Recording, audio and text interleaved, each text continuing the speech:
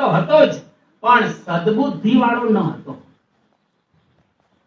જે ઘણા સમાજની અંદર તમને એવા જોવા મળશે, બુદ્ધિશાળી હશે લોકો, પણ સદબુદ્ધિ ક્યાંથી આવે? શાસ્ત્ર થકી આપણને આવે. એટલે બિહારીલાલજી મહારાજે આ બહુ સરસ વાત કરી. અને શાસ્ત્રો સુન્યાથી હરિભક્તિ હૃદયમાં ઉદય થાય. જો આપણે બધા સરસ રીતે અહીંયા આગળ બેઠેલા છીએ, આપણા હૃદયની અંદર ભક્તિ ઉત્પન્ન થઈ છે, એટલે કથા સાંભળવા માટે આવ્યા. આ કથા સાંભળવી ભગવાનની ભક્તિ છે. જો શાસ્ત્રો કોઈ દિવસ વાંચ્યા ન હોય તો આપણા હૃદયની અંદર એવી ભક્તિ ઉત્પન્ન થાય નહીં. ત્યાર પછી કહે છે આલોક અને પરલોકનો રસ્તો આપણને ક્યાંથી પ્રાપ્ત થાય? શાસ્ત્ર થકી. એટલે શાસ્ત્ર કેટલો મહિમા બતાવી રહેલા છે. શાસ્ત્રનો અદ્ભુત મહિમા છે. વર્ણ અને આશ્રમની મર્યાદા એ પણ શાસ્ત્ર શીખવાડે છે. 4 વર્ણ અને 4 આશ્રમ છે. બ્રાહ્મણ, ક્ષત્રિય, વૈશ્ય અને શૂદ્ર, આ 4 વર્ણ છે. 4 આશ્રમ રહેલા છે. બ્રહ્મચર્ય, ગૃહસ્થ, વાનપ્રસ્થ અને સંન્યાસ્ત. આ 4 વર્ણ અને આશ્રમ એની જે મર્યાદાનું પાલન કરવું જોઈએ એ કોણ બતાવે? તો કે શાસ્ત્ર બતાવે. ધર્મ અને અધર્મનું જ્ઞાન શાસ્ત્ર આપણને બતાવતો હોય. અરે બધા પ્રકારનો જે વ્યવહાર સમાજની અંદર આજે આપણે જોઈ રહેલા છે, એના મૂળમાં પણ શાસ્ત્ર છે. સાર અસાર આ બધું જ શાસ્ત્ર આપણને બતાવી રહેલા છે. એટલે બહુ સુંદર આપણા સંતોએ ગાયેલું છે. નિષ્કુળાનંદ સ્વામી અદ્ભુત નિષ્કુળાનંદ કાવ્યની અંદર ગાય છે કે શાસ્ત્રનો કેવો એક જબરદસ્ત મહિમા રહેલો છે કે શાસ્ત્રે કરી છે વર્ણ આશ્રમ રે, શાસ્ત્રે કરી છે ધર્મ અધર્મ રે, શાસ્ત્રે કરી છે વર્ણ આશ્રમ રે, શાસ્ત્રે કરી છે ધર્મ અધર્મ રે. આ નિષ્કુળાનંદ સ્વામી એમના જમાનાની અંદર લગભગ 250 વર્ષ પૂર્વે આ લખી ગયા. કેટલું અદ્ભુત લાંબુ લખી ગયા છે કે શાસ્ત્રે કરી છે ધર્મ અધર્મ રે, શાસ્ત્રે કરી છે ધર્મ અધર્મ રે, શાસ્ત્રે કરી છે સર્વે વ્યવહાર રે, શાસ્ત્ર જણાવે સાર અસાર રે. આ પ્રમાણે શાસ્ત્ર બધું જણાવે છે. સાર અસાર વ્યવહાર કે લૌકિક જે કંઈ આપણે પ્રાપ્ત કરીએ છીએ તમામનું મૂળ આપણા હિન્દુ ધર્મના શાસ્ત્રો રહેલા છે. સત્ય અને અસત્ય. આજે સમાજની અંદર અસત્ય વધી ગયું છે. તમે બધા જેનો અનુભવ કરો છો, મોબાઈલ આવ્યો ત્યારથી તો વાત જ પૂછો માં. તમે ક્યાંના ક્યાં હો અને બોલો કઈ નું કઈ. ઘણી વખત એવું બનતું હોય છે કે રૂમમાં બેઠો હોય અને પૂછીએ કે ક્યાં છે, તો કે અત્યારે હું જઈ રહ્યો છું. હવે રોડ ઉપર તું જતો હો તો હોર્ન વાગીને સંભળાય ને લોકોને. મોબાઈલમાં તો કશું સંભળાતું નથી. માણસો ઘણું ખોટું કરતા અને ખોટું બોલતા થઈ ગયા. એટલે શાસ્ત્ર આપણને સત્યનો રાહ ચીંધશે કે આ માર્ગે જવું જોઈએ. સત્યમેવ જયતે આપણું ભારતનું સનાતન સૂત્ર રહેલું છે. એ મૂળ શાસ્ત્ર માંથી આવેલું આ સૂત્ર રહેલું છે. એટલે આ બધું જ આપણને શાસ્ત્ર શીખવાડશે. નિષ્કુળાનંદ સ્વામીએ એક બહુ સુંદર વાત કરી અને સ્વામી બતાવી રહેલા છે આજથી વર્ષો પૂર્વે કે આ શાસ્ત્ર કેવા છે? સુખદાયી છે. જીવનમાં ખરેખર આનંદ મેળવવો હોય, સુખ મેળવવું હોય તો દરરોજ શાસ્ત્રનો ટચ રાખવો. એટલે ખાલી અડવાનું નહીં, ટચ રાખવું એટલે કઈ ટચ કરવું એટલી જ વાત નહીં, પરંતુ શાસ્ત્રનું પઠન કરવું અથવા તો શાસ્ત્રને વાંચવા જોઈએ. નિષ્કુળાનંદ સ્વામી લખે છે કે સત્શાસ્ત્ર સુખદાયી છે, સમજાવે તે સત્ય સત્ય, તેને મિથ્યા ખરી માનવું એ જ આવી જાણવી કુમાર્ય. શાસ્ત્ર કહે તે સત્ય છે, નથી અસત્ય તે અણુભાર, નિશ્ચય પડશે નરકમાં એની નિંદાના ધરનાર. શાસ્ત્ર કે જે સૂચવે તે ખોટું ન પડે કાંઈ, ગ્રહણ પાકે છે માનમાં તે સહુ દેખે છે આઈ. આ નિષ્કુળાનંદ સ્વામીએ લગભગ 250 વર્ષ પહેલા ગાયેલું છે. આજે પણ એટલું સનાતન સત્ય તમને એ દેખાય કે શાસ્ત્ર ખરેખર સુખદાયક રહેલું છે, સત્ય સત્ય પણ આપણને બતાવી રહેલું છે. એટલું જ નહીં, પણ જે કંઈ સૂચવે છે એ પ્રમાણે જો માણસ કરે તો માણસ ખૂબ પ્રગતિ કરી શકે. અને શાસ્ત્રની અંદર રહેલું જ્ઞાન આપણા જીવનની અંદર જો આવે તો એના દ્વારા માનવમાંથી દેવ બની જાય, માનવમાંથી ઉત્તમ ઉત્કૃષ્ટ માનવ બની જાય અને માનવમાંથી ભગવાનના ભાવને પામી જાય. એટલો બધો જબરજસ્ત શાસ્ત્રોનો મહિમા બતાવેલો છે. એટલે તો નિષ્કુળાનંદ સ્વામી કહે છે ખાલી માણસ માટે શાસ્ત્ર જેવું નથી, દેવતાઓ માટે પણ છે, દાનવો માટે પણ રહેલું છે અને માનવો માટે પણ આ શાસ્ત્ર રહેલું છે. ત્રણે ત્રણ માટે આ શાસ્ત્ર છે. અને અદ્ભુત અહીંયા આગળ કહે છે કે શાસ્ત્ર કેટલું કેટલું ઓળખાય છે. જો આ શાસ્ત્ર દ્વારા કે સંતને ઓળખવા હોય તોય શાસ્ત્ર,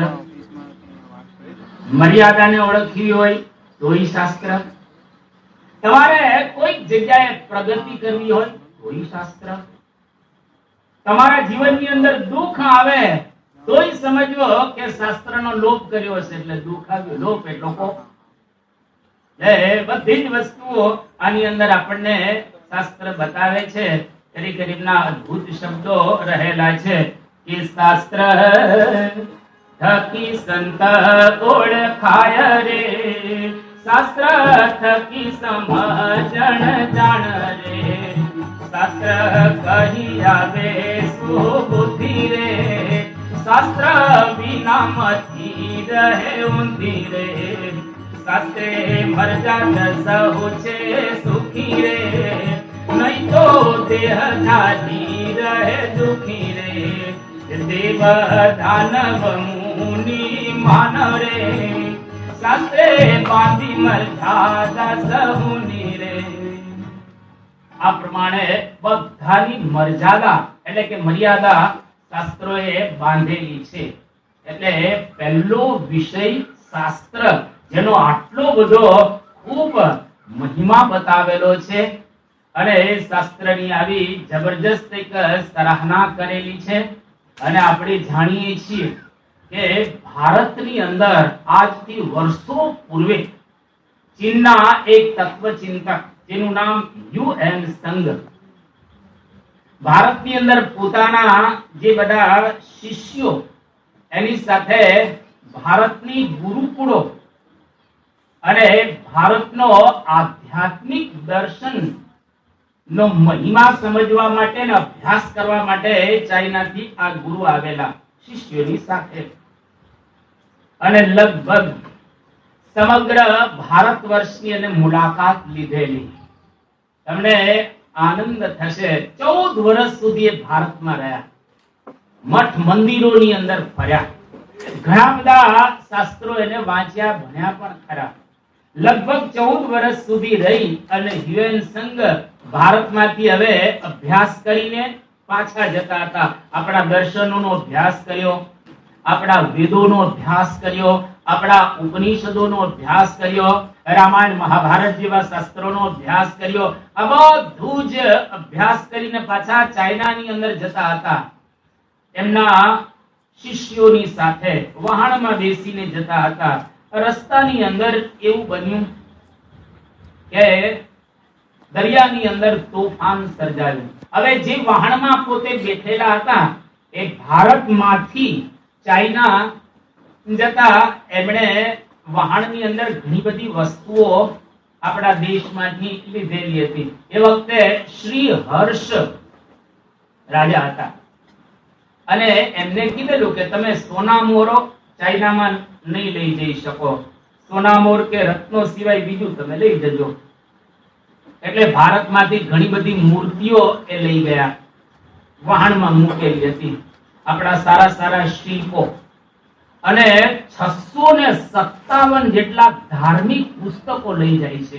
હવે એ જમાનો હતો હસ્તલિખિત પ્રતો હતી, એટલે હાથેથી લખવાની હોય એટલે સ્વાભાવિક રીતે એ મોટી હોય. અત્યારે તો પ્રિન્ટિંગ પ્રેસ આવી ગયા, પણ હાથે લખાણ બધું કરવાનું એટલે ગ્રંથો બહુ મોટા થાય.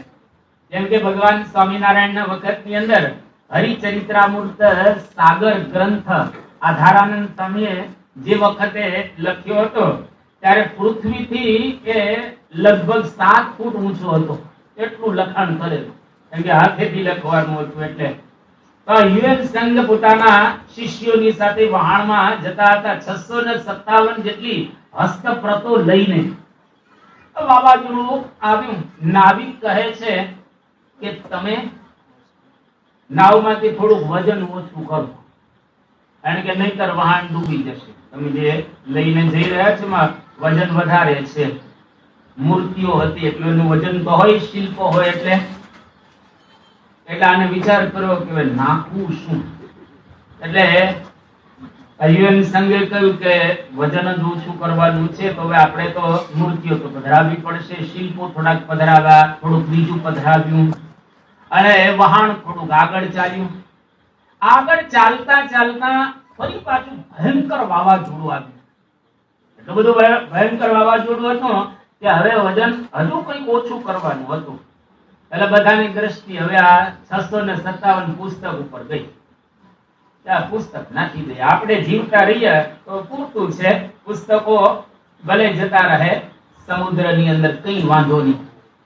એ વખતે એના એક શિષ્ય હતા. પુસ્તક નાખવાનો જેવો પ્રારંભ કરે છે એટલે યુએન સંઘ કહે છે કે ના, પુસ્તક ન નાખતા, આ પુસ્તક તમે ચાઇના લઈ જાઓ.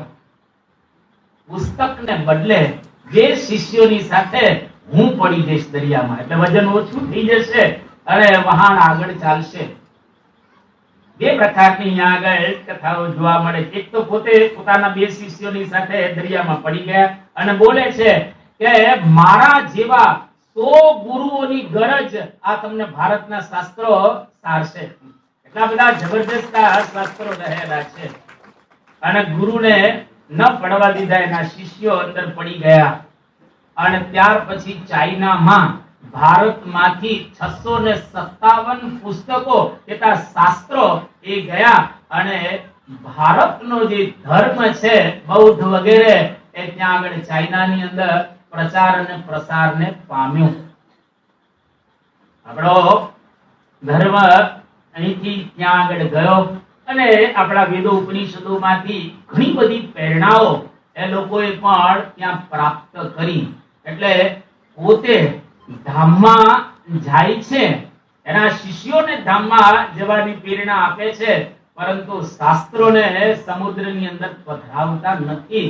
એનો મતલબ કે કેટલા જબરજસ્ત ભારતના આ શાસ્ત્રોનો મહિમા રહેલો છે. એટલા માટે તો એક સંસ્કૃત શ્લોકની અંદર બહુ સુંદર વાત કરી કે અનેક સંશયો છેદી પરોક્ષાર્થસ્ય દર્શનમ સર્વસ્ય લોચનમ શાસ્ત્રમ યસ્ય નાસ્ત્યંત એવ ચ. કે અનેક સંશયો છેદી, આપણા અનંત સંશયોનો નાશ કરનારું શાસ્ત્ર રહેલું છે. ગમે તેવી શંકાઓ કે સંશયો તમને હશે આ 3 દિવસની પારાયણમાં બેસશો ને આખું ભારત સમજાઈ જશે. 3 દિવસની પારાયણને તમે સાંભળશો એટલે આખી હિન્દુ સંસ્કૃતિ સમજાઈ જશે. અને 3 દિવસની અંદર ભારત વર્ષનો આધ્યાત્મિક ખજાનો સમજાઈ જશે. 3 દિવસની અંદર તમને આપણી સનાતન હિન્દુ સંસ્કૃતિ પણ આખી સમજાઈ જશે.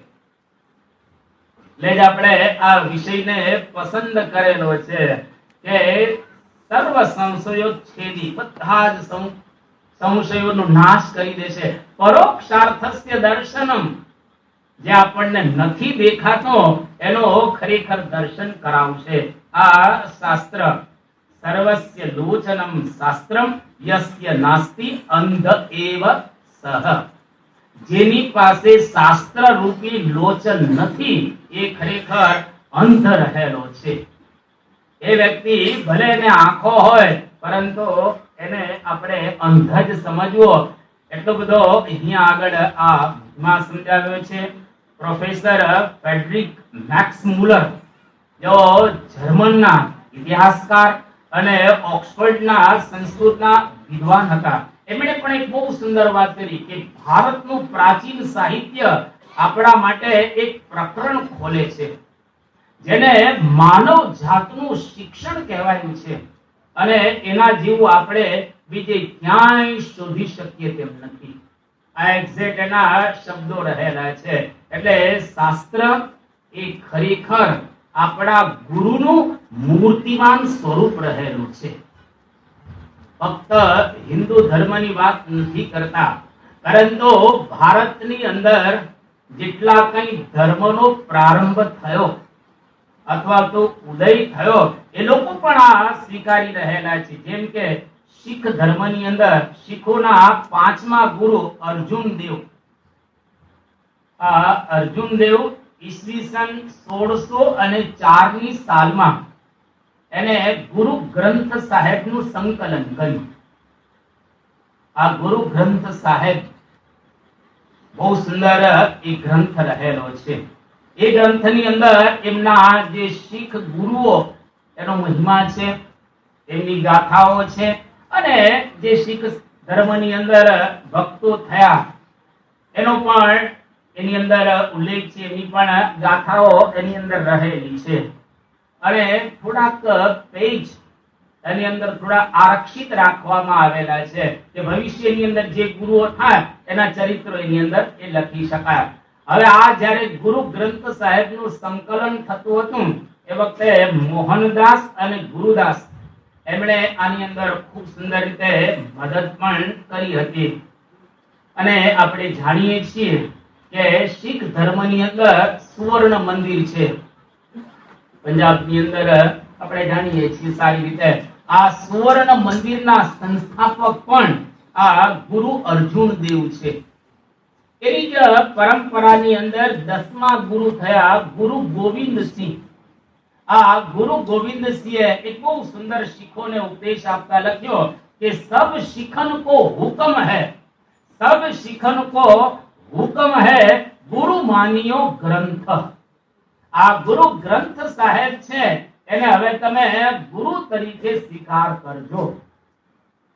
આ ગુરુ ગ્રંથ સાહેબ એ મૂર્તિમાન શાસ્ત્ર રહેલું છે. અને શાસ્ત્ર એ ગુરુ, ગુરુ એ શાસ્ત્ર.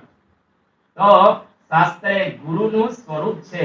અને આપણે શિક્ષાપત્રી તો વાંચેલી છે બધાએ, અને સત્સંગ દીક્ષા પણ આપણે વાંચીએ છીએ બધા.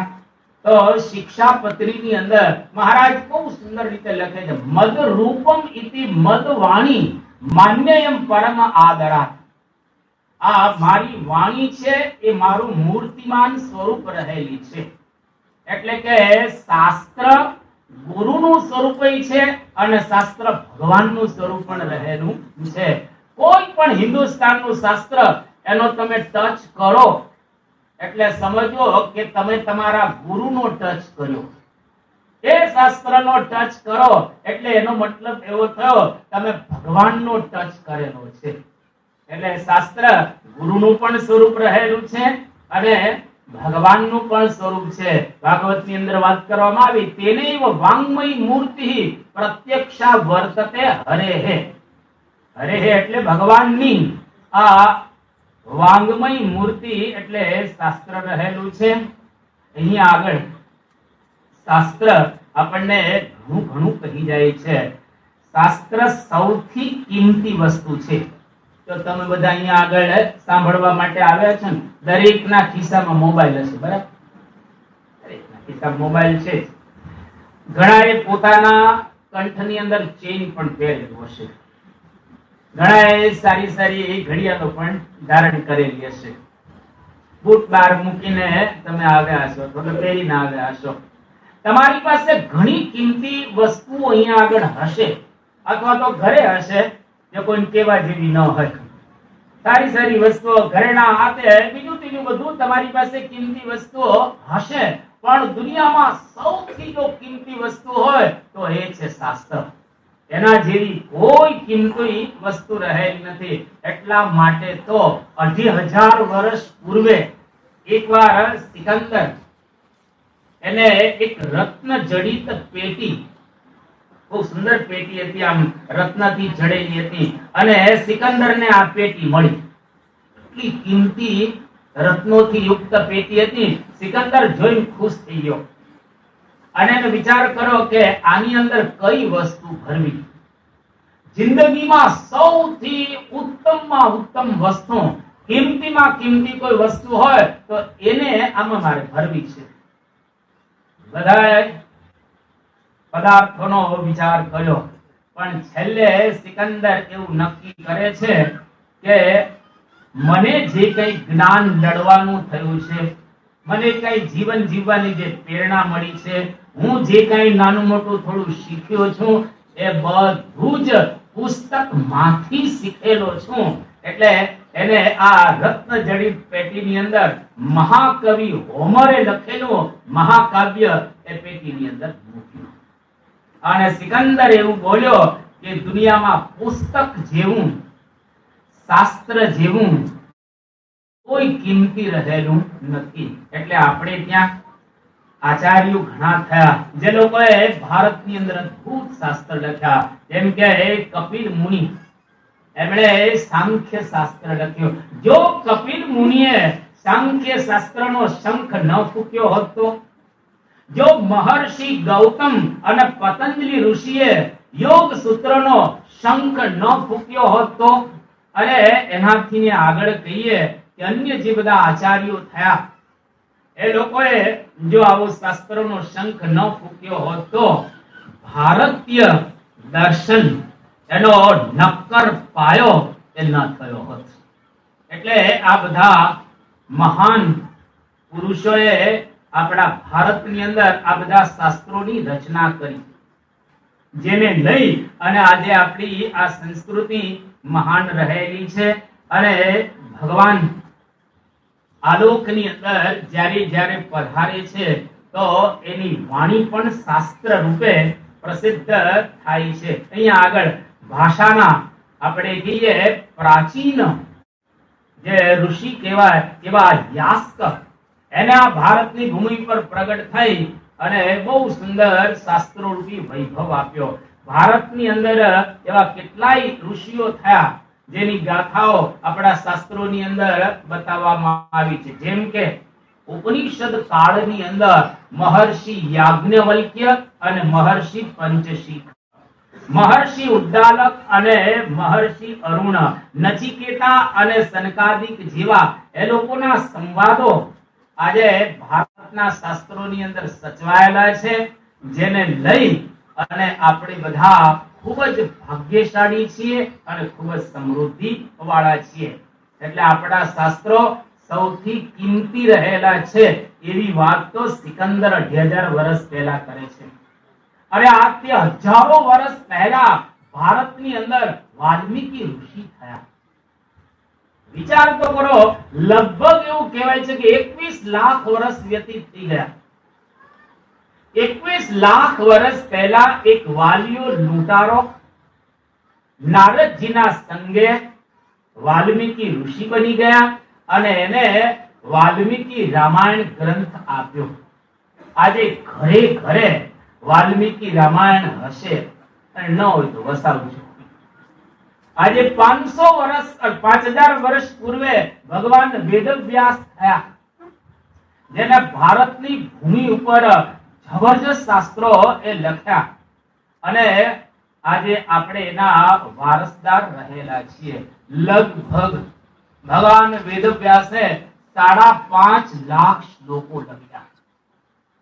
વ્યાસો સિસ્ટમ જગત સર્વમ, એટલો સુંદર ખજાનો એને ભારત વર્ષને આપ્યો. આપણે ત્યાં મહર્ષિ લગત થયા, મહર્ષિ આત્રેય થયા, મહર્ષિ ભારદ્વાજ થયા, મહર્ષિ દીર્ઘતમા થયા, મહર્ષિ આપસ્તંભ થયા, મહર્ષિ બોધાયન થયા. આ બધાએ જુદા જુદા શાસ્ત્રો લખ્યા છે. કદાચ તમે પહેલી વાર નામ સાંભળતા હશો, આજે આ પહેલી વખત તમે એના નામ સાંભળતા હશો, પરંતુ આ પાયાના બધા એ ઋષિઓ રહેલા છે.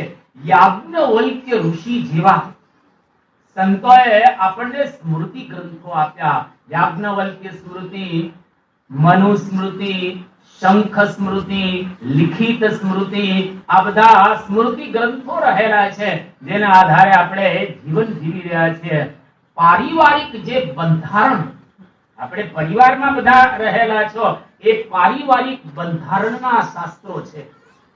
માતા અને પિતાના સંબંધો કેવા હોય, ભાઈ ભાઈના સંબંધો કેવા હોય, મા બાપના સંબંધો કેવા હોય, દાદા દાદીઓની સાથે કેવા સંબંધો રાખવા, બહેનની સાથે કેવા સંબંધો રાખવા, વહુની સાથે કેવા સંબંધો રાખવા, અરે જમાઈની સાથે કેવા સંબંધો રાખવા, એ પણ આપણા સ્મૃતિ ગ્રંથોની અંદર બતાવવામાં આવ્યું છે.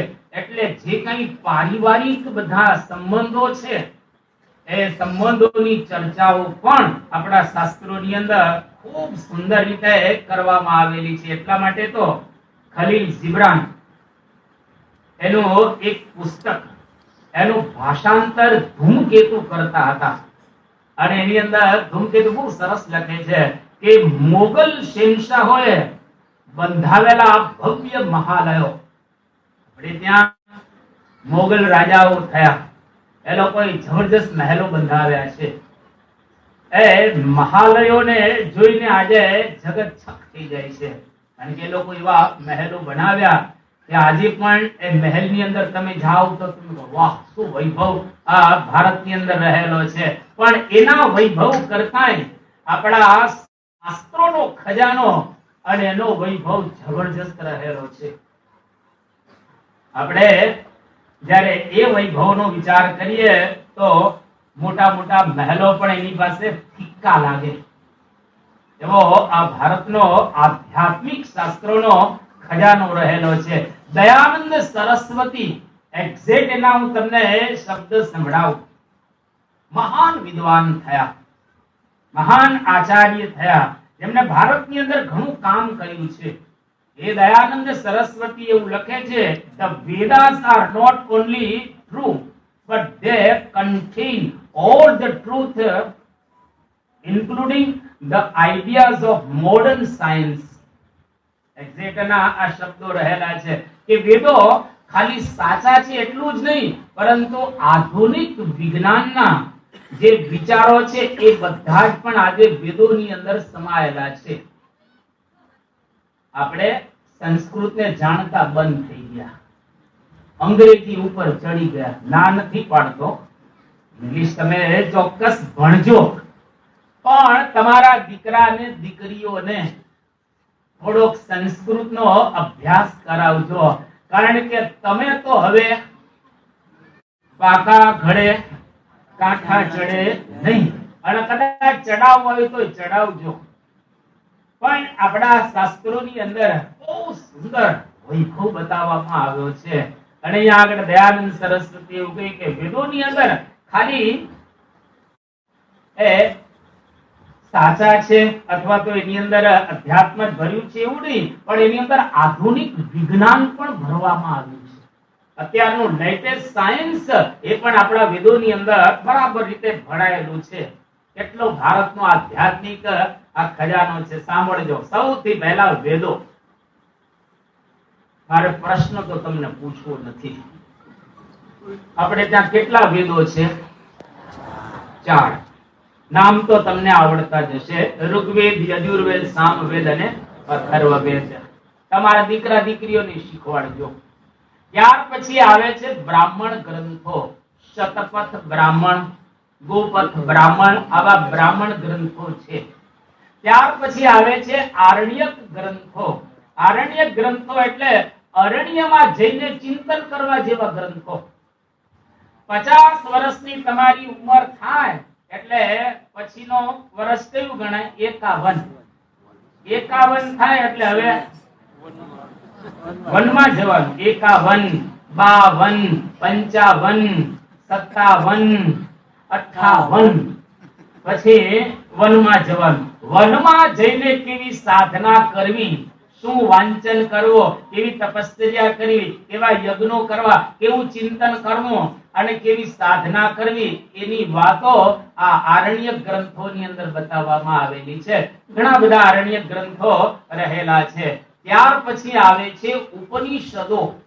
108 જેટલા ઉપનિષદો રહેલા છે. આ 108 ઉપનિષદની અંદર ઈશ તેન કઠ પ્રશ્ન મુંડક માંડુક્ય ऐतरीय, तैतिरीय, बृहदारण्यक, छांदोग्य અને શ્વેતાશ્વતર આ 11 ઉપનિષદો મુખ્ય બતાવવામાં આવેલા છે. ઉપનિષદોની અંદર પ્યોર જ્ઞાન ભરેલું છે. અને ત્યાર પછી 18 પુરાણ, ભાગવત વગેરે, વિષ્ણુ પુરાણ, ભાગવત પુરાણ, સ્કંદ પુરાણ વગેરે વગેરે. અને એવા 18 ઉપુરાણ છે. મારે જો તમને પ્રશ્ન પૂછવો હોય તો વચ્ચે એક પ્રશ્ન પૂછી લઉં. 18 પુરાણ જેને જોયા હોય, વાંચ્યા નહીં, જોયા હોય એટલા ઊંચી આંગળી કરો. એક કઈ બેઠો નથી જેને 18 પુરાણ એ જોયા હોય. તમારે 18 પુરાણ જોવા હોય તો મારી પાસે આવજો, હું તમને 18 પુરાણના દર્શન કરાવીશ. મારી ઓફિસની અંદર 18 પુરાણ રહેલા છે. તો 18 પુરાણ છે, 18 ઉપપુરાણો પણ રહેલા છે અને 18 જેટલા સ્મૃતિ ગ્રંથો પણ છે. સૂત્ર ગ્રંથો પણ આપણે ત્યાં રહેલા છે. સાંખ્ય સૂત્રો, યોગ સૂત્રો, પ્રાચીન ન્યાય સૂત્રો, વૈશેષિક સૂત્રો, આ બાજુ તમે જુઓ પૂર્વ મીમાંસાના સૂત્રો છે અને વેદાંત સૂત્રો અથવા તો બ્રહ્મસૂત્ર આપણે કહીએ એવા ભારતની અંદર સૂત્ર ગ્રંથો પણ રહેલા છે. મહાભારત જેવા કાવ્ય ગ્રંથો છે, રામાયણ જેવા કાવ્ય ગ્રંથો પણ આપણે ત્યાં રહેલા છે. આ કાવ્ય ગ્રંથોની અંદર એટલી અદ્ભુત વાત કરવામાં આવી છે કે તમે થોડુંક વાંચન કરશો તો તમારી આખી દ્રષ્ટિ બદલાઈ જાય. જેમ કે તુલસીદાસનું રામાયણ છે, તુલસીકૃત રામાયણ, રામચરિત માનસ. ફક્ત એક જ ચોપાઈ, કેવી સુંદર ચોપાઈઓ લખી છે તુલસીદાસજીએ. અને તમને આવડતી હોય મારી સાથે ગાજો કે સિયા રામ सब जग छानी करहु प्रणाम जो जुग पानी सिया राम मय सब जग छानी करहु प्रणाम जो जुग पानी सिया राम मय सब जग छानी करहु प्रणाम जो जुग पानी सिया राम मैं सब जग जानी करहु प्रणाम जोरी जुग पानी. આ એક ચોપાઈ જો લોકોને આવડી જાય ને કોઈની સાથે કજિયા ન થાય. આ યુક્રેન વાળા અને રશિયા વાળાના ચોપાઈ સમજાવવા જેવી છે. આ બાજુ ઇઝરાયલ વાળાને પણ આ સમજાવવા જેવી છે. ગાઝા પટ્ટી વાળાને ખાસ. જો ખરેખર આ એક ચોપાઈ જાણે કે સમજે સિયા રામ મય સબ જગ જાની કરહુ પ્રણામ જોરી જુગ પાની. ખરેખર આવા અદ્ભુત એક ગ્રંથો આપણે ત્યાં રહેલા છે. અને ભગવાન સ્વામિનારાયણ આ ધન્ય ધરા ઉપર અવતાર ધારણ કરી અને 245 વર્ષ પહેલા પધાર્યા. એ ભગવાન સ્વામિનારાયણે પોતાના સમયની અંદર અદ્ભુત આપણને ગ્રંથ આપ્યો વચનામૃત. અને ગુણાતીતાનંદ સ્વામીએ લખ્યો કે વચનામૃતમાં તમામ શાસ્ત્રોનો સાર આવી ગયેલો છે. ઘણી વખત પરમ પૂજ્ય પ્રમુખ સ્વામી મહારાજ પણ આ વાતને દ્રઢાવી રહેલા હતા. તો વચનામૃત જેવો અદ્ભુત ગ્રંથ છે, 262 વચનામૃત, એક ભૂગોળ ખગોળનું અને 11 વધારાના, તો ટોટલ 274 વચનામૃતો રહેલા છે. એની અંદર પણ આ ભારત વર્ષના તમામ શાસ્ત્રોનો સાર બતાવ્યો છે. ગુણાતીતાનંદ સ્વામીની વાતો લગભગ 7 પ્રકરણની અંદર 1492 જેટલી વાતો ગુણાતીતાનંદ સ્વામી કરેલી છે.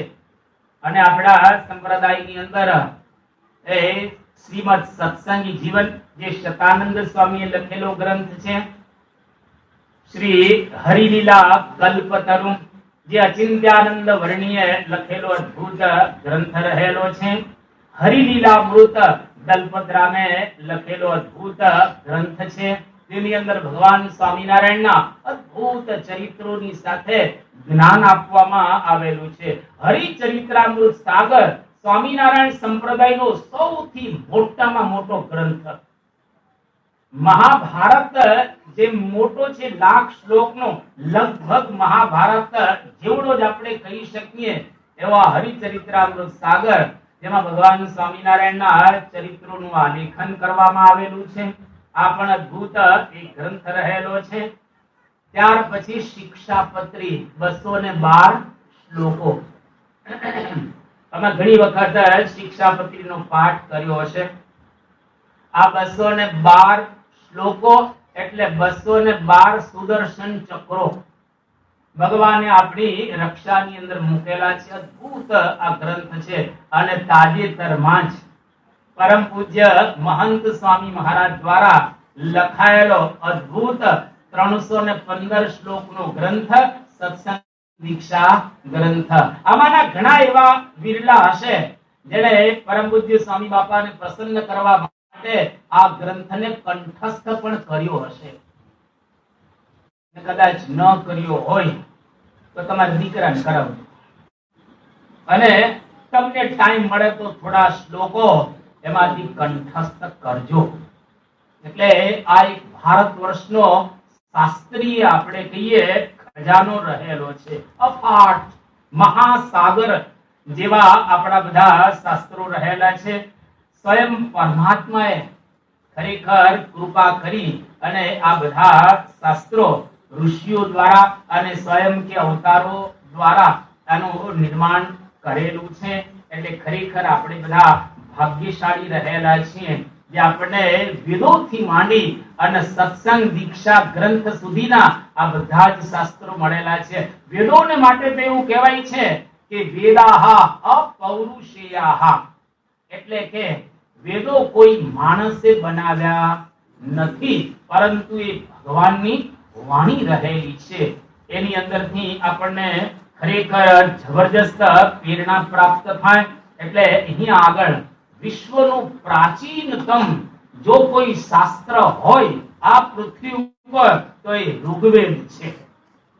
અને આપણી સનાતન સંસ્કૃતિનો શાસ્ત્ર રહેલું છે. આપણને કેટલો ગર્વ થાય. આપણને હિન્દુ ધર્મનો કેવો જબરજસ્ત મહિમા સમજાય કે આપણે સનાતન હિન્દુ ધર્મના અનુયાયીઓ છીએ. અને માનવ માત્રની આ પ્રાચીન આપણી જે આ સંસ્કૃતિ છે અને એનો ખરેખર ચિંતન મનન, એનો વૈભવ આ શાસ્ત્રની અંદર ખૂબ સુંદર રીતે બતાવવામાં આવ્યો છે. પ્રોફેસર હેડ્રિક મેક્સ મુલર એમણે બહુ સુંદર વાત કરી કે આપણે બધા માણસ છીએ કે જ્યાં સુધી માણસ પોતાના વંશના ઇતિહાસમાં રસ લેવાનું ચાલુ રાખશે કે ત્યાં સુધી આ ભારતના વેદો અને આ શાસ્ત્રો એ બધાને પ્રેરણા આપતા રહેશે. આવો સુંદર એને મહિમા એ ગાયેલો છે. એટલે આપણા શાસ્ત્રોનો આટલો બધો જબરજસ્ત મહિમા છે. અને શાહજહાંના પુત્ર દારા શિકો મુસલમાન હતા. એમને એક વખત એવું કહેવાય છે કે કાશ્મીરી બ્રાહ્મણો થકી ઉપનિષદો સાંભળ્યા. મુસલમાન નતો, એને ઉપનિષદો સાંભળ્યા એટલે ખુશ થઈ ગયો, ઓહો, આટલો બધો ઉપનિષદની અંદર જબરજસ્ત ખજાનો રહેલો છે.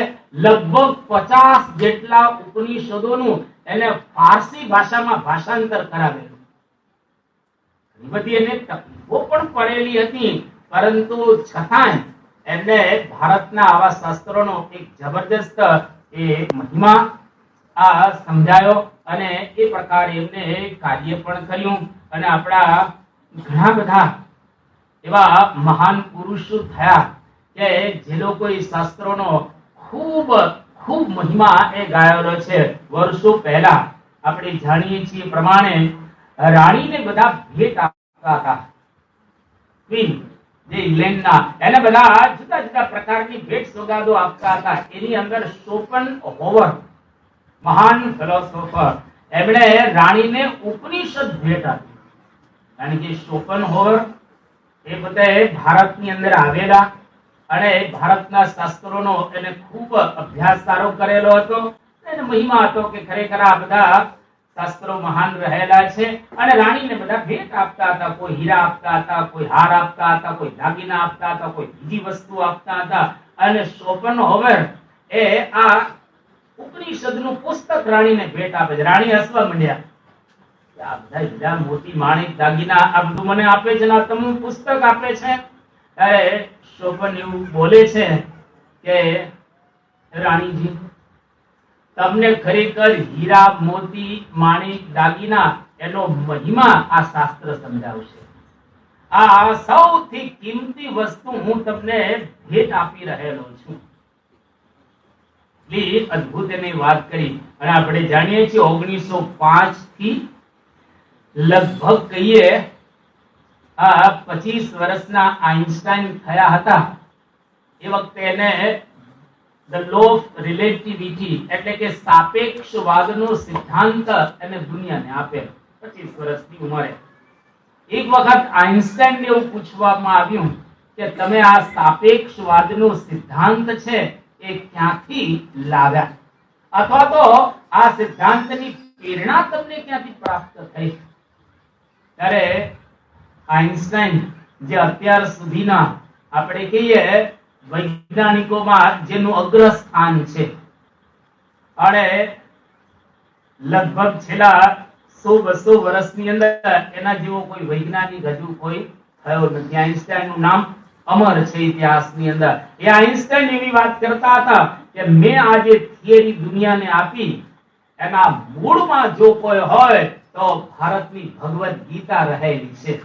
અને ભારતનું એક શાસ્ત્ર વૈશેષિક દર્શન જે કણાબે લખેલું છે એમાંથી પણ મેં પ્રેરણા પ્રાપ્ત કરી છે.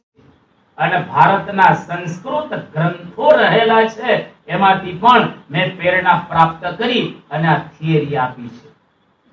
હવે લોકોને આ કઈ સમજાય નહીં, પરંતુ દુનિયાના આવા એક મહાન વૈજ્ઞાનિક પણ જો એવું બોલતા હોય કે મને આ પ્રકારની પ્રેરણા એક ભારતના શાસ્ત્રમાંથી મળેલી છે. ઘણા બધા એને તો પ્રાઇઝ મળેલા હોય, નોબેલ પ્રાઇઝ વગેરે, અને દુનિયાની અંદર ખૂબ મોટું એને વિજ્ઞાન ક્ષેત્રની અંદર કાર્ય કર્યું છે. પણ એના મૂળની અંદર આપણી ગીતા, આપણા વૈશેષિક દર્શનો રહેલા છે. એટલા માટે તો 1200 વર્ષ પહેલા શંકરાચાર્ય બોલીને ગયા કે ભગવદ ગીતા તમે થોડીક વાંચજો. કેટલી વાંચજો? શંકરાચાર્યના શબ્દોની અંદર કે ભગવદ ગીતા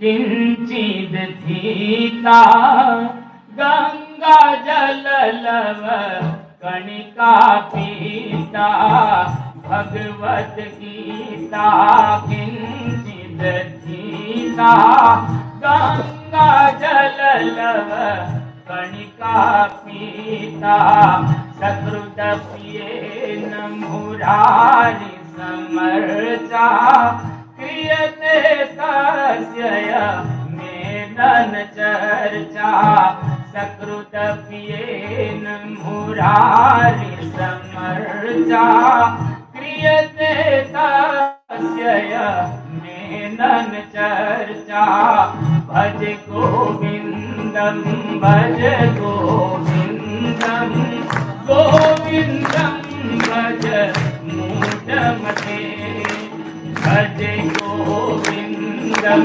ભજ ગોવિંદમ ગોવિંદમ ભજ મૂઢમતે. આ 1200 વર્ષ પહેલા ગાઈને ગયા કે ભગવત ગીતા કિંચિત ગીતા વધારની થોડી છે, આખી વાંચો તો સારું છે, પણ કદાચ તમને આખી વાંચવાનો ટાઈમ ન હોય તો થોડી તો વાંચજો. એની અંદરથી પણ જબરજસ્ત આપણને પ્રેરણા પ્રાપ્ત થશે અને ખૂબ આપણે આપણા માર્ગની અંદર આગળ વધી શકીશું. એટલા માટે તો ભારતના પહેલા પ્રાઇમ મિનિસ્ટર કોણ? જવાહરલાલ નહેરુ. જવાહરલાલ નહેરુ એવી વાત કરતા હતા કે જો ભારતની અંદર રામાયણ અને મહાભારત આ બે શાસ્ત્ર ન હોત તો આપણે કેવા ગરીબ હોત. આ બે મહાન કાવ્યોને લઈ અને આજે આપણે શ્રીમંત રહેલા છીએ, આપણે ખૂબ ભાગ્યશાળી રહેલા છીએ. આવી વાત જવાહરલાલ નહેરુએ પણ કરેલી હતી. એટલે ભારત ખરેખર ભારત રહ્યું છે એનું કારણ આપણા શાસ્ત્રો. ભારતનો અર્થ સમજી લઈએ. ભારત એટલે શું? ભાસુ રતઃ ઇતિ ભારતઃ. ભાસુ એટલે જે પ્રકાશની અંદર રત છે એ દેશનું નામ કહેવાય ભારત. આપણે બધા પ્રકાશની અંદર રત રહેલા છીએ. આપણે અંધકારમાં રત નથી, આપણે તો પ્રકાશની અંદર રત રહેલા છીએ. એટલે આપણે તો કોલર ટાઈટ કરીને જ ફરવાનું, કારણ કે આપણે ભારતીયો રહેલા છીએ. અને આપણી આ સનાતન સંસ્કૃતિ અને એના શાસ્ત્રો કેટલા મહાન રહેલા છે. પ્રત્યેક હિન્દુ, પ્રત્યેક સનાતન સંસ્કૃતિનો સુપુત્ર કે સુપુત્રી એને આપણા શાસ્ત્રોનો ખરેખર જબરજસ્ત મહિમા સમજવો જોઈએ. તમે જુઓ, આજે આ મહાભારત અને રામાયણ તમે બંનેની સિરિયલો જોઈ ગયા છો, બરાબર? પણ આમાંથી બહુ જ એવા ઓછા હશે જેને વાલ્મીકી રામાયણ અને આખું મહાભારત વાંચ્યું હોય. હા, સિરિયલો તમે ચોક્કસ જોઈ છે, સારું છે, પણ એક વખત આ બે મહાકાવ્ય ટાઈમ મળે તો વાંચજો. આજે ભારતની બહાર ભગવાન શ્રી રામ એનો કેટલો મહિમા રહેલો છે. આજે તમે વિશ્વના અન્ય દેશોની અંદર જાઓ તો રામાયણનો કેટલો જબરજસ્ત મહિમા છે. આજે ચીનની અંદર ચીની ભાષામાં ભગવાન શ્રી રામના સાહિત્ય વિષયક મુખ્ય 3 પુસ્તકો જોવા મળે છે. ચીનની અંદર કયા 3 પુસ્તકો? એક લીવું, બીજું તવુત્વ અને ત્રીજું ત્વચાઓ અને લંકા સિંહા. આ 3 પુસ્તકો ચીની ભાષાની અંદર રામાયણના આધારે ભગવાન રામના જીવનને અનુલક્ષીને જોવા મળે છે. એ પૂર્વ તુર્કસ્તાનની અંદર પણ આશરે લગભગ 9મી સદીની અંદર જોવામાં આવે તો રામાયણ ગ્રંથની રચના ત્યાં પણ થયેલી છે. આ ઉપરાંત તિબેટની અંદર તમે જાઓ, મોંગોલિયાની અંદર તમે જાઓ, જાપાનની અંદર તમે જાઓ, થાઈલેન્ડની અંદર તમે જાઓ, મલેશિયાની અંદર તમે જાઓ, કંબોડિયાની અંદર જાઓ, શ્રીલંકાની અંદર જાઓ, ફિલિપિન્સની અંદર તમે જાઓ, બર્માની અંદર તમે જાઓ, ત્યાં બધી જગ્યાએ રામાયણનો પ્રચાર અને પ્રસાર જોવા મળે છે. એનો મતલબ કે આપણી સંસ્કૃતિના મૂળ કેટલા એ ઊંડા રહેલા છે એ આપણને ખબર એ પડે. આટલા બધા બહારના દેશોની અંદર આપણા ભારતના ગ્રંથો ગવાઈ રહેલા છે. અરે ઇન્ડોનેશિયાની અંદર તો શ્રી રામ સાહિત્યની વિપુલ પ્રમાણની અંદર રચનાઓ થયેલી તમને ત્યાં જોવા મળે. અરે ઘણા બધા સ્થળો ઇન્ડોનેશિયાની અંદર રામ ભગવાન જેની અંદર મુખ્ય છે એવા વાલ્મીકી રામાયણના આધારે ઘણા રોડ રસ્તાઓ બીજા ત્રીજાના નામ પણ છે સ્થળોના. મહાભારતના અમુક પાત્રોના ત્યાં નામ પણ રહેલા છે, રોડ રસ્તા વગેરેના ત્યાં તમને બધું જોવા મળે. એનો મતલબ એવો થયો કે આપણી સંસ્કૃતિના આ બધા જે શાસ્ત્રો છે એનો કેટલો બહારના દેશોની અંદર જબરદસ્ત મહિમા છે. અને આપણું વચનામૃત જો જોવામાં આવે તો એક બહુ સરસ કાવ્ય વચનામૃત ઉપર તમે સાંભળેલું છે કે વાલે વચનામૃતમાં રહસ્ય ભર્યું. રહસ્ય એટલે આ બધા શાસ્ત્રોમાંથી દોહન કરી અને ભગવાન સ્વામિનારાયણે આપણી સાદી ગુજરાતીમાં, કારણ કે તમારે મહાભારત વાંચવું હોય તો જરા અઘરું પડે. કદાચ તમારે વાલ્મીકી રામાયણ સંસ્કૃતમાં વાંચવી હોય તો અઘરું પડે. વેદો ઉપનિષદો બ્રાહ્મણ કે આરણ્ય ગ્રંથો વાંચવા હોય તો અઘરા પડે. પણ તળપદી ભાષાની અંદર અને આપણી ગુજરાતી ભાષાની અંદર ખૂબ સુંદર રીતે વચનામૃત લખાયેલું છે. અને એમાં બધા જ પ્રશ્નોનું લગભગ મહારાજે સમાધાન આપી દીધેલું છે. તમને કોઈ પણ પ્રશ્ન થાય તો એમાં સમાધાન મળી જાય. ધર્મ જ્ઞાન વૈરાગ્ય ભક્તિની વાતો પણ સુંદર એમાં બતાવવામાં આવી છે. પરાભક્તિ કેવી રીતે કરવી એની વાતો પણ બતાવવામાં આવી છે. અરે એટલું જ નહીં, પરંતુ કઈ રીતે ભગવાન ભજવા જોઈએ, કઈ રીતે વ્યવહાર ચલાવવો જોઈએ, બધાની સાથે વ્યવહાર કેવો કરવો જોઈએ, અને આ દુનિયાના કામ કરતા કરતા છેલ્લે ભગવાનને કેવી રીતે પ્રાપ્ત કરી શકાય એની સુંદર વાતો વચનામૃતની અંદર મહારાજે એ કરેલી છે. અને વચનામૃતનું ભાષ્ય જો તમારે જોવું હોય તો એ છે ગુણાતીતાનંદ સ્વામીની વાતો. પરમ પૂજ્ય મહંત સ્વામી મહારાજ અને પરમ પૂજ્ય પ્રમુખ સ્વામી મહારાજ આ વચનામૃત અને સ્વામીની વાતોની ખૂબ એને પ્રશંસા કરી છે. અને પ્રમુખ સ્વામી મહારાજ તો ત્યાં સુધી કહેતા કે વચનામૃતના બધા શબ્દો ખરેખર અદ્ભુત રહેલા છે. એટલા માટે સમય કાઢી અને વચનામૃત વાંચવું. ઉમાશંકર જોશી જો, ચંદ્રવદનજી મહેતા જુઓ કે પછી રઘુવીર ચૌધરી જેવા સાક્ષર જુઓ, આ બધાએ વચનામૃતની સરાહના કરેલી છે. હવે મારે પ્રશ્ન તમને એક નાનકડો પૂછવો છે. દરરોજ એક વચનામૃત અને 10 સ્વામીની વાતો વાંચતા હોય એટલે ઊંચી આંગળી કરો. ઓહો, ઘણા છે આમાં તો, ઘણા છે. આપણે તાળીઓથી વધાવો બધાને. તો આટલા બધા વચનામૃતો વાંચે છે, ખરેખર બધા ધન્યવાદને પાત્ર રહેલા છે. હવે થોડા ઘણા બાકી છે, શરૂ કરજો. થોડા ઘણા બાકી રહી ગયેલા છે એ પણ વચનામૃત સ્વામીની વાતો વાંચવાનો પ્રારંભ કરજો. આજે મણિલાલ પારીખ જેવા વચનામૃતની સરાહના કરે છે, પ્રશંસા કરે છે.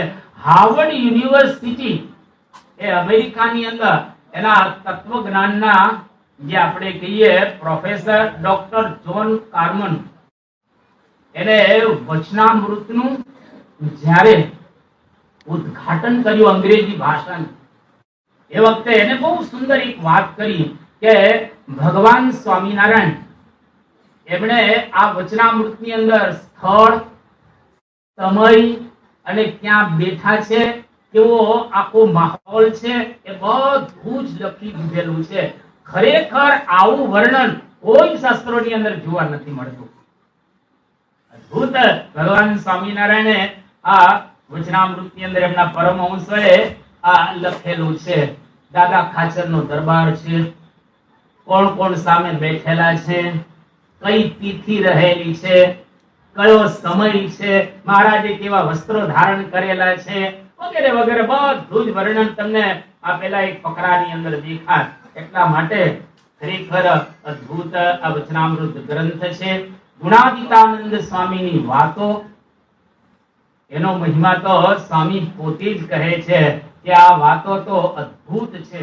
અરે શુકાનંદ સ્વામી જે શ્રીજી મહારાજની સાથે જ રહેલા, મહારાજના પોતે સેક્રેટરી હતા, જમણો હાથ કહી શકીએ શ્રીજી મહારાજનો, એવા શુકાનંદ સ્વામી ઘણી વખત પોતે બોલતા હતા કે શ્રીજી મહારાજની વાતોથી જેવો સમાસ થાય છે એવો સમાસ ગુણાતીતાનંદ સ્વામીની વાતોથી પણ થાય છે. અને ગુણાતીતાનંદ સ્વામી જુનાગઢની અંદર 40 વર્ષ 4 માસ અને 4 દિવસ રહી અને અદ્ભુત વાતો કરી, જેનો સંગ્રહ આ 7 પ્રકરણની અંદર થયેલો છે. કરોડ રૂપિયા ખર્ચા પણ આવા સાધુ મળે નહીં અને કરોડ રૂપિયા દેતા પણ આવી વાતો મળેલી આ ગુણાતીતાનંદ સ્વામીએ લખેલું છે. આ વાતોમાંથી બ્રહ્મરૂપ થવાશે અને બાળ, યૌવન અને વૃદ્ધ ત્રણેય પ્રકારની સ્ત્રીઓ સમાન થઈ જશે. કેટલી અદ્ભુત એક એક વાતો લખેલી છે. એ આ તો કઈ વાતો છે, આ તો અક્ષરધામની વાતો છે. અને ગુણાતીતાનંદ સ્વામી બોલ્યા, આ વાતો તો જાદુ છે, જે સાંભળે એ ગાંડો થાય. ગાંડો તે શું, તો જગત ખોટું થઈ જાય, પછી ડાયો કોણ કહે. આ ગુણાતીતાનંદ સ્વામીએ લખ્યું છે, આ સમયે એક વાત થાય છે એવી બીજા જન્માંતરમાં કરવા જાય તો પણ થાય નહીં. અરે જન્મ આખો અભ્યાસ કરે તો પણ આવી વાતો એનાથી થાય નહીં. એવી ગુણાતીતાનંદ સ્વામીએ એ વાતો કરી. એક વખત ગિરનાર પર્વતની સામે જોઈ અને ગુણાતીતાનંદ સ્વામી એવું બોલ્યા કે આ ગિરનાર પર્વતની અંદર જેટલા પથ્થર છે એ બધા ચિંતામણી હોય, અને જેટલા વૃક્ષ રહેલા છે એ બધા કલ્પ વૃક્ષ હોય. હવે ગિરનાર પર્વતમાં તો કેટલાય પથ્થર જોવા મળે. પથ્થર ચિંતામણી હોય. ચિંતામણીની વાત જવા દો, એક ખાલી પારસમણી, ચિંતામણીથી હલકી પારસમણી કહેવાય. એક જ પારસમણી ભારત દેશની પાસે હોય તો એ દુનિયામાં સૌથી વધારે પૈસાદાર દેશ ભારત થઈ જાય, અને રાતોરાત થઈ જાય. આપણા લોકો અમેરિકા જાય છે, કેનેડા જાય છે, ઓસ્ટ્રેલિયા જાય છે, ન્યુઝીલેન્ડ જાય છે, ઇંગ્લેન્ડ જાય છે. જો આપણી પાસે એક પારસમણી હોય તો પેલા લોકો આપણે ત્યાં આગળ જાય છે. એક જ ખાલી પારસમણી હોય તો, ધારો કે એક પારસમણી હોય એટલે કામ શું કરવાનું કે રેલવેના પાટા છે ને ત્યાં અડાડવાનું. એક જ જગ્યાએ, કારણ કે બધા જોઈન્ટ થયેલા છે. લગભગ 1 કરોડ કિલોમીટર પાટા પથરાયેલા છે. 1 કરોડ કિલોમીટર, વધારે છે થોડાક, પણ એક જગ્યાએ આમ તમે પારસમણી અડાડો 1 કરોડ કિલોમીટર પાટાઓ બધા સોનાના થઈ જાય, અને રાતોરાત ચોરાઈ જાય. બધા સોનાના થઈ જાય. કેટલું હિન્દુસ્તાન પાસે આ સુવર્ણ થઈ જાય. આપણે પૈસાદાર થઈ જઈએ એટલે આપણો રૂપિયો અત્યારે $1 બરાબર 86 રૂપિયા, એનું ઊંધું થઈ જાય. 1 રૂપિયો બરાબર $86. જો આપણી પાસે આટલું સુવર્ણ થઈ જાય અને આ બધું આવી જાય તો ગુણાતીતાનંદ સ્વામી એવું કહે છે કે આ ગિરનાર પર્વતની અંદર જેટલા પથ્થરો છે એ બધા ચિંતામણી હોય, અને જેટલા વૃક્ષ છે એ બધા કલ્પ વૃક્ષ હોય. એની નીચે તમે બેસો, બધા સંકલ્પ તમારા પૂરા થાય. તો આ બંને હોય અને આપણી પાસે હોય તો પણ એનો ત્યાગ કરીને એ વૃક્ષોને બાળીને પણ આ સાધુનો સમાગમ કરવા જેવો છે. કારણ કે આ વાતો બીજી વખત મળે એવી નથી. ગુણાતીતાનંદ સ્વામી પોતે બોલીને ગયા છે એવી ગુણાતીતાનંદ સ્વામીની અદ્ભુત વાતો છે. સોનાના ખોરડા બાળીને પણ આ વાતો સાંભળવા જેવી છે. સોનાના ખોરડા તો ક્યાં કોઈને છે, આ વીટી છે અથવા તો ચેન આપણી પાસે છે, પણ સોનાના ખોરડા હોય એને પણ બાળી અને આ વાતો ગુણાતીતાનંદ સ્વામી કે સાંભળવા જેવી છે. અરે કાશી સંસ્કૃત વિશ્વવિદ્યાલયના ન્યાય વિભાગના અધ્યક્ષ પંડિતરાજ શ્રી બદ્રીનાથ શુક્લ, એમણે પહેલી વખત ભગવાન સ્વામિનારાયણની શિક્ષાપત્રી વાંચી એટલા બધા ખુશ થઈ ગયા. અને એક્ઝેક્ટ એ શું લખે છે ખરેખર આપણને સમજાય કે આપણા શાસ્ત્રોનો કેવો જબરજસ્ત મહિમા રહેલો છે. એ બદ્રીનાથ શુક્લ પોતે એવું લખે છે कि भगवान स्वामीनारायण परमात्मा का अवतार है। भारतीय संस्कृति का मूल आधार वेद है। वे गहन है, सामान्य जन उनको नहीं समझ सकते। भगवान स्वामीनारायण ने वेदों के सार रूप शिक्षा पत्री लिखी है। सनातन अने समस्त जनग्राह्य और वेद का स्वरूप होने के साक्षात वेद समान है। 12 एक पंडित बोली रहेला એટલે કે શિક્ષાપત્રીની અંદર વૈદિક ઘણી વાતો કરવામાં આવેલી છે। કવિ નાનાલાલ એ પણ શિક્ષાપત્રીનો ખૂબ મહિમા બતાવે છે। સરદાર વલ્લભભાઈ પટેલ આપણા ભારતના આદ્ય તે હોમ મિનિસ્ટર સરદાર વલ્લભભાઈ પટેલ ગોધરામાં એક વખત બોલેલા કે દેશના લોકો જો શિક્ષાપત્રીની આજ્ઞાનું પાલન કરે તો દેશમાં ફોજદારી કાયદો અને પોલીસ અને અદાલતની ઓછામાં ઓછી જરૂરિયાત પડે. સ્વામિનારાયણ ભગવાને આવી સુંદર એ શિક્ષાપત્રી આપી છે અને વડોદરાના એ વખતના મહારાજા સયાજીરાવ ગાયકવાડ એ પણ એવી વાત કહેતા હતા કે સ્વામિનારાયણ નું મંદિર હોય ત્યાં પોલીસ કે સુધારાની જરૂર ન પડે, કારણ કે શિક્ષાપત્રીના આદેશો મુજબ બધા જ વર્તતા હોય. કેટલી મહારાજાએ અદ્ભુત એક વાત કરી. ટૂંકમાં કહીએ તો આ શિક્ષાપત્રી જેવા ગ્રંથો કે પછી પરમ પૂજ્ય મહંત સ્વામી મહારાજે લખેલો સત્સંગ દીક્ષા ગ્રંથ, આપણે બધાએ આ સત્સંગ દીક્ષાનો મહિમા ઘણો સાંભળ્યો છે, એટલે મારે એની વિશેષ તમને વાત નથી કરવી. પરંતુ આધુનિક સંદર્ભની અંદર અત્યારના આ એરાની અંદર, અત્યારના આ જમાનાની અંદર આપણે કઈ રીતે ઘરની અંદર રહેવું, ઘરના સભ્યોની સાથે કયા પ્રકારનો વ્યવહાર રાખવો અને બહારના લોકોની સાથે કેવો વ્યવહાર રાખવો, એની તમામ વાતો પરમ પૂજ્ય મહંત સ્વામી મહારાજે સત્સંગ દીક્ષા ગ્રંથની અંદર કરી દીધેલી છે. અરે આ સત્સંગ દીક્ષા ગ્રંથની અંદર ઘર સભાની વાત કરી છે. લગભગ આટલા બધા શાસ્ત્રો છે, એની અંદર કોઈ જગ્યાએ તમને ઘર સભાની વાત જોવા નહીં મળે, પણ પરમ પૂજ્ય મહંત સ્વામી મહારાજે ઘર સભાની વાત પણ સત્સંગ દીક્ષા ગ્રંથની અંદર કરી દીધેલી છે. એટલે કે અત્યારના સંજોગોની અંદર આવું એક અદ્ભુત સ્વામી બાપાએ આપણને સામાજિક રીતે, આધ્યાત્મિક રીતે તમામ પ્રકારનું માર્ગદર્શન પ્રાપ્ત થાય એવો ગ્રંથ આપેલો છે. એટલે એના આદેશો પ્રમાણે બરાબર રહેવું, અને જો એ પ્રમાણે બરાબર રહીએ તો ખરેખર સાચા અર્થમાં શાસ્ત્રનો આપણને મહિમા સમજાયો ગણાય. એટલે આપણા ઘરની અંદર વચનામૃત સ્વામીની વાતો કે જીવન ચરિત્રો કે ગીતા, ભાગવત, રામાયણ, ઉપનિષદ જેવા શાસ્ત્રો વસાવવા પહેલા અને વસાવ્યા પછી એનું વાંચન કરવું. આજે આ 3 દિવસની તમે પારાયણ સાંભળશો, પ્રવચન માળા સાંભળશો, એની અંદર એટલું તો ચોક્કસ તમને સમજાશે કે આજથી આનો પ્રારંભ કરવા જેવો છે. જો બની શકે તો આવતીકાલે તમારા ઘરમાં ન હોય તો બુક સ્ટોલ માંથી જે બાકીના હોય વસાવી લેજો ગ્રંથો, વસાવજો ગ્રંથો. અને દીકરા અને દીકરીઓને ખાસ આ પારાયણની અંદર લાવજો.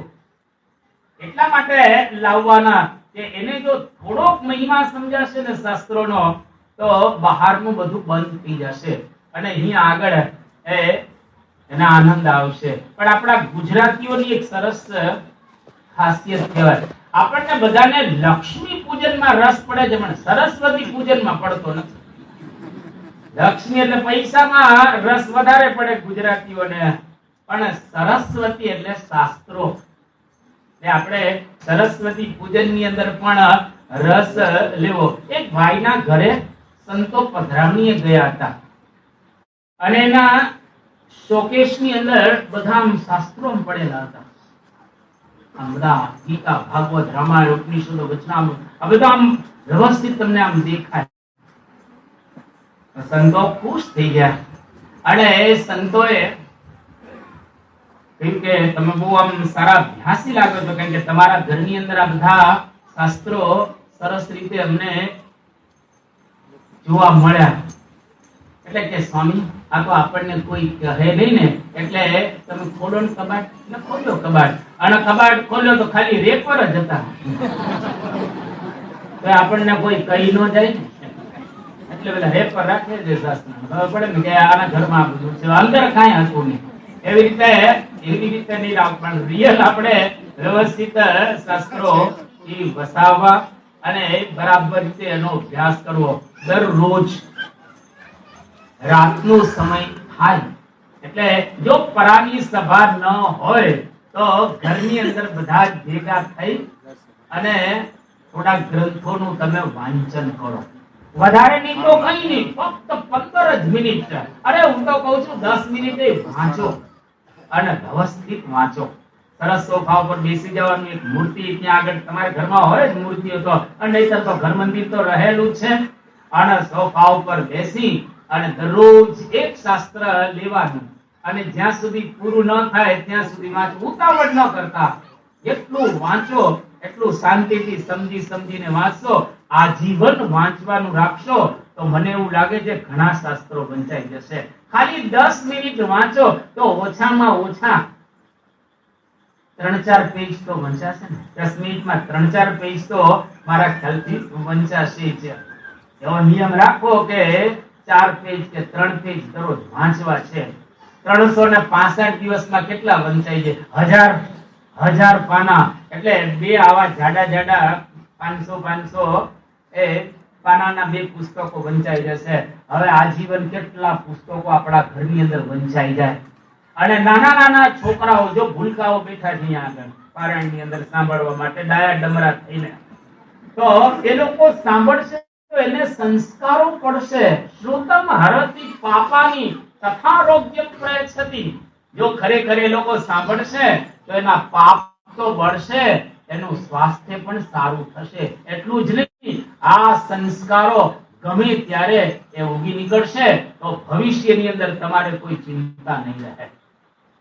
તમારી પેઢી સુંદર તૈયાર થશે, તમારી પેઢી બુદ્ધિશાળી તૈયાર થશે અને તમારી પેઢી સંસ્કાર યુક્ત થશે.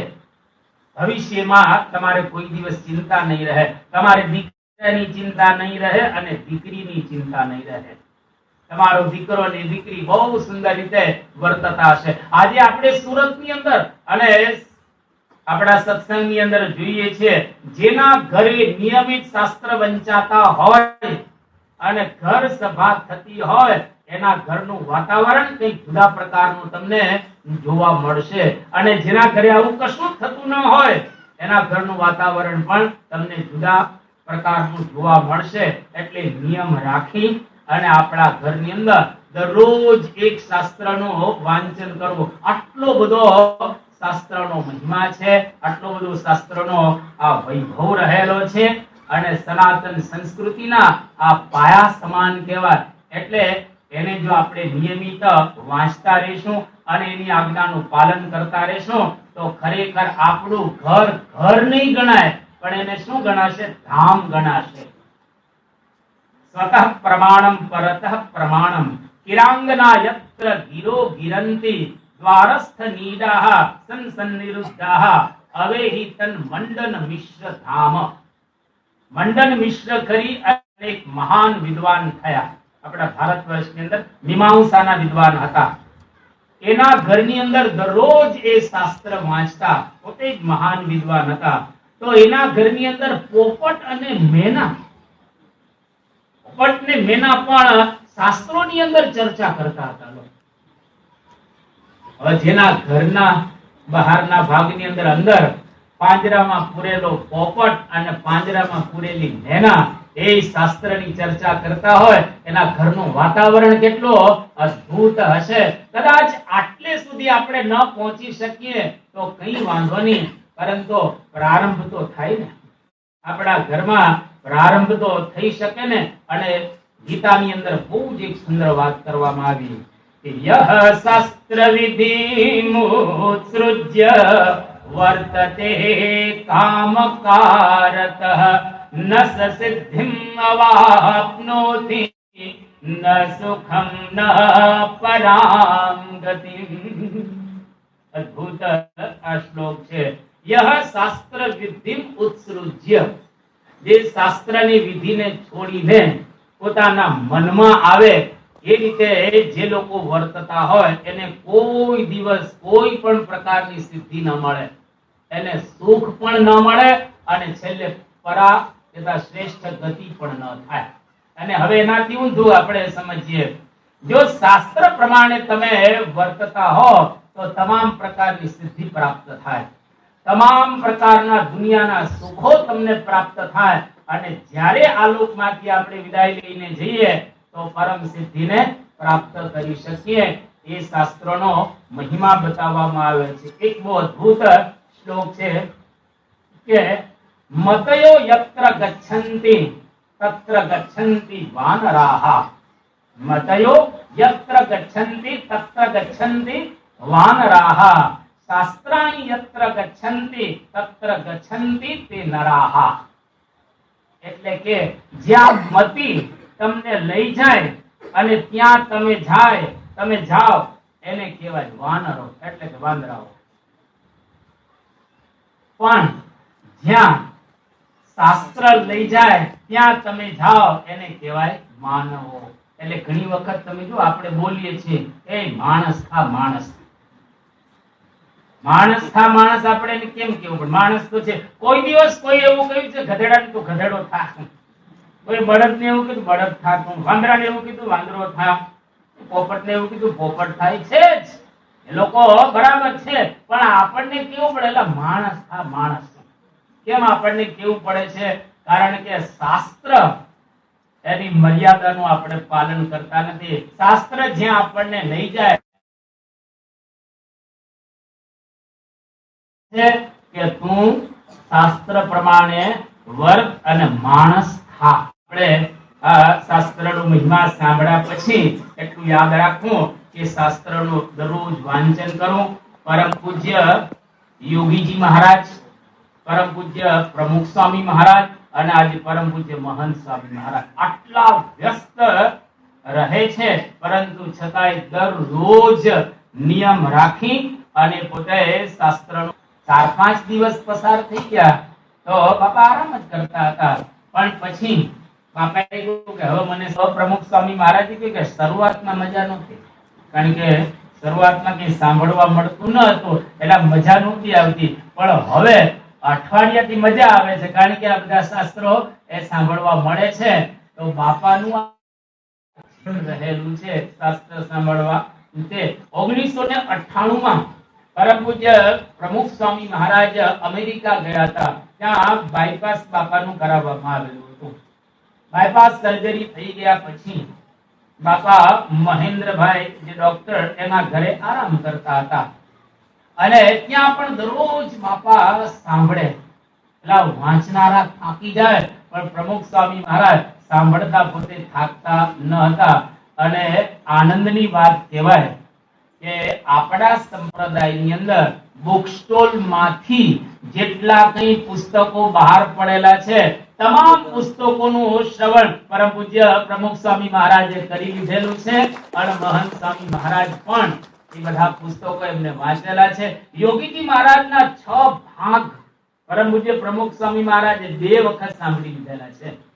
અને પ્રમુખ સ્વામી મહારાજ ઘણી વખત એવું કહેતા કે યોગીજી મહારાજનું જીવન ચરિત્ર 100 વખત વાંચવું. આપણે 1 વખત તો વાંચીએ.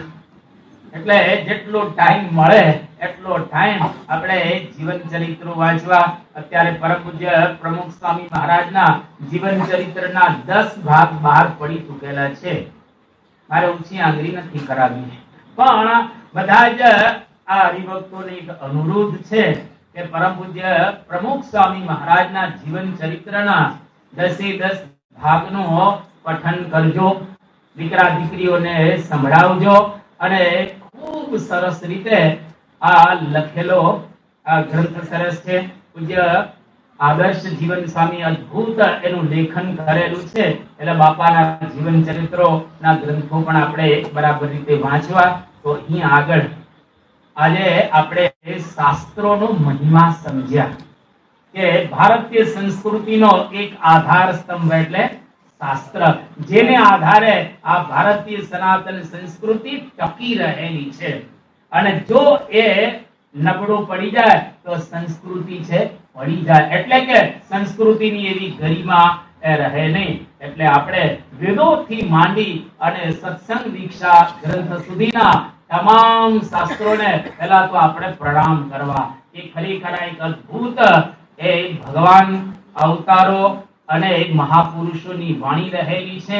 અને એમાંથી આપણે કંઈ પાનને ગાન કરીશું તો આપણને ચોક્કસ પ્રેરણા પ્રાપ્ત થશે. બરાબર 11 વાગ્યા છે. અરે દરરોજ 11 વાગે તમને છોડી દેશું. આવતીકાલે આ મંદિર વિશે આપણે સાંભળીશું. સનાતન સંસ્કૃતિનો બીજો આધાર સ્તંભ છે મંદિર. મંદિર આપણને શું કરે છે? મંદિર દ્વારા આપણા જીવનની અંદર આપણે કઈ રીતે આગળ વધી શકીએ અને મંદિરની ગરિમા શું છે એની વાતો આપણે આવતીકાલે બરાબર રીતે સાંભળીશું. અહીંયા આગળ આપણો સમય પૂર્ણ થયેલો છે. હવે 2 મિનિટ ધૂન બોલાશે અને ત્યાર પછી આગળના આ કાર્યક્રમની અંદર આપણે જોડાશું. સ્વામી નારાયણ નારાયણ નારાયણ, સ્વામી નારાયણ નારાયણ નારાયણ, સ્વામી નારાયણ નારાયણ નારાયણ, સ્વામી નારાયણ નારાયણ નારાયણ.